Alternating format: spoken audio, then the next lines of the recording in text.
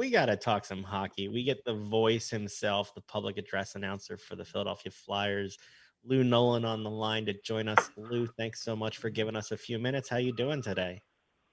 Doing terrific, guys. How you doing? I'm better every time I hear your voice. I tell you every time I hear it, I hear your voice and it takes me back to being a kid in the Spectrum watching games. Every single Yeah. time I hear it, it's the best. So, Flyers back in the building, first time since March 2020. First off, for you, what's it like to be back in the building watching hockey again? It's terrific. I am glad that the NHL is back and that we're back there, and I'm along for the ride. A little different. COVID has made some adjustments to who is on the floor with players, the players' floor. So I'm upstairs there's a limit to who can be on the floor with the players, and I'm not in that limit. NHL said that protocols will put the announcers out of the penalty boxes, so I'm out. But I am having a good time upstairs. Normal people don't want to get in the penalty box. You're out of the penalty box. Yeah, well, it doesn't mean I'll stay out of it, but we'll see what happens. Well, so then I guess the next question is: you're out of the penalty box. Where's Gritty when you're up top, and are you hanging with him?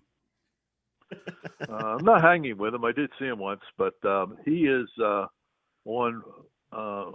There are three small stages about halfway up, maybe at the end of the 100 level. There's a large stage in the middle, and there's two stages to the right and the left.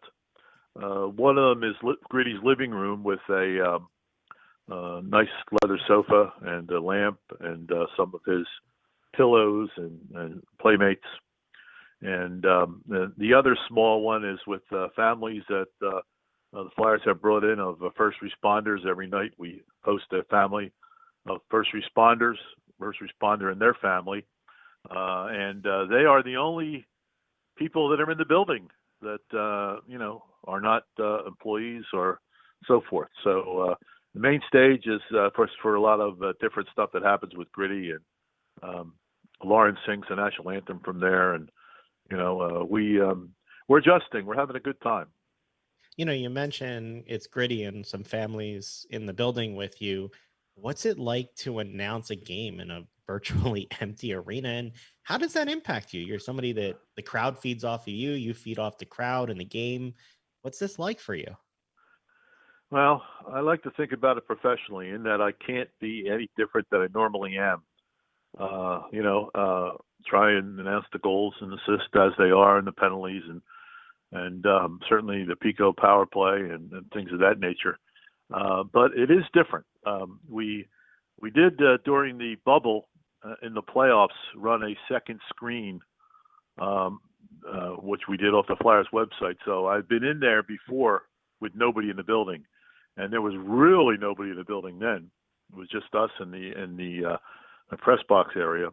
But it's strange. It's strange. There's a little noise being piped in that the NHL has brought into it. They call it a murmur when the crowd is just murmuring, when they're just kind of sitting around watching the game. And then there's some cheers and some things of that nature. And we'll see.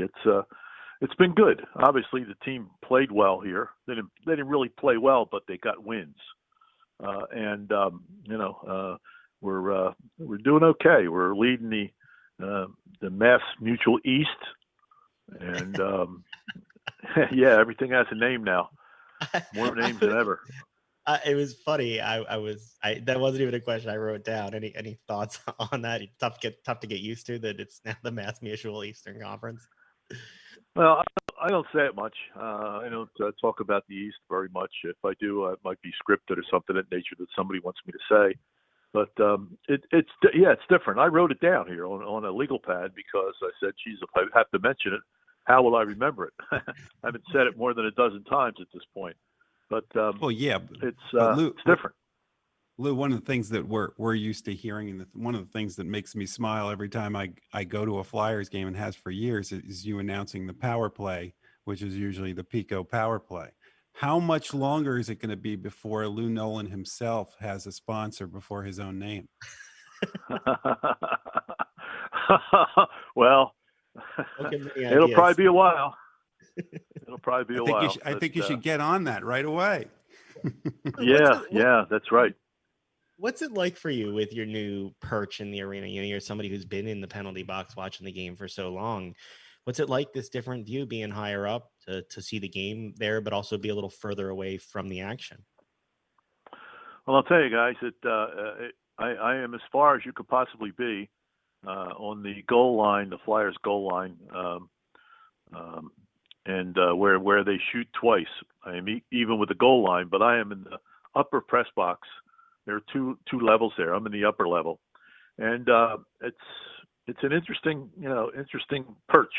When we did our scrimmage game, we had whites against oranges, and you don't know, you can't identify who the players are. I'm not used to that. I'm getting better at it, and also better at it when you've got black jerseys against white jerseys or something of that nature. White against dark orange. It makes it easier.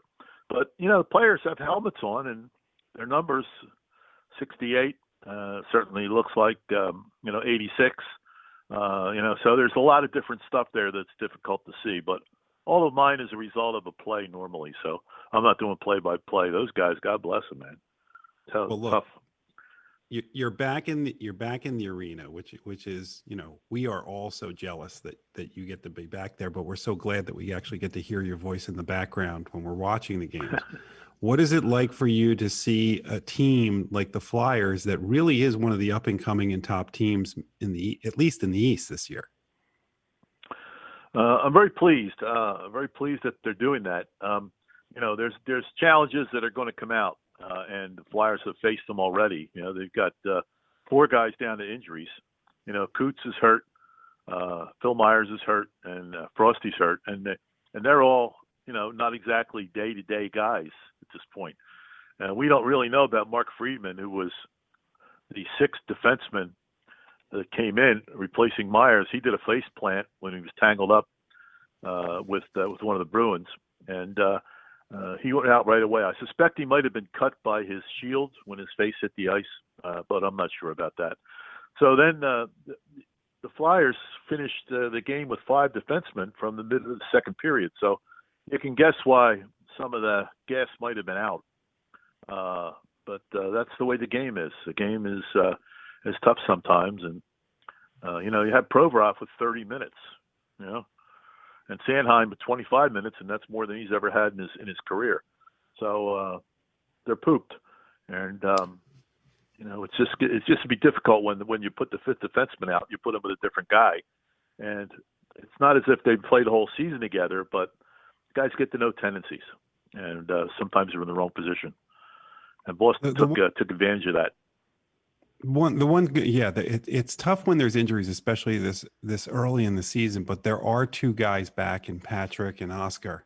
All I kept thinking when I was watching that first game is imagining how you would have announced those 2 guys coming back, especially Oscar, and what the reaction would be. Are you looking forward, not just for the sake of normalcy, to have everybody back in the arena, but the opportunity to do that call when Oscar Lindblom comes back on the ice? Absolutely. I know that the coach, Alain Vigneault, said that the only thing that the first game that he felt bad about initially was that Oscar started, and I didn't get to have a chance to announce him as a starting lineup, and the fans would have probably given a standing O for sure. It's a remarkable thing there, and and from the standpoint of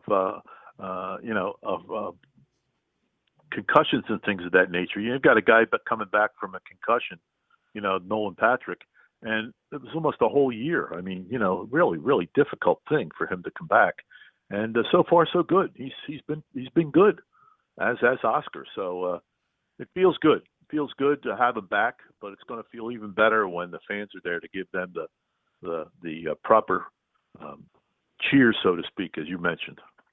This may be hard, but if you had to pick a call on a goal or something that's been your favorite, you've done so many at this point. You have one that stands out?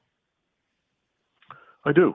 I think it would be McLeish's game winner for the Stanley Cup against Boston, 1-0. And it was shot from the point. He deflected it, and that was probably the biggest one I've ever made. A couple against the Russians.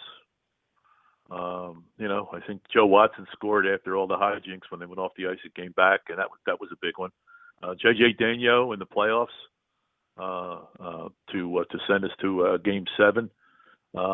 There've been a lot of great ones. I mean, I've done thousands, but those stand out because they're important to not only the player but the team.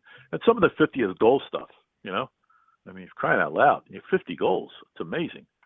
And, McLeish did that, and Johnny Leclerc, and some of Timmy Kerr's goals were big goals. It's there's a million of them I could think about, but you're limited in time here. Well, we can't wait to get back in the building to hear it ourselves. We love that we're getting to hear it on TV, and we always appreciate when you give us a few minutes and we get to hear a few stories. So thanks so much, Lou, and take care of yourself and have a good one. Well, you guys are very welcome anytime. Just give me a buzz. I'm happy to do it, and it's been a lot of fun through a lot of years with the Flyers, and I tell people I'm just a kid from Southwest Philly who was in the right place at the right time. And next thing you know, I'm doing a lot of hockey games. So it's crazy as can be. Hey, guys, have a great weekend. Talk to you later. Take it easy, Lou. We're glad you were in that place. Have a good one.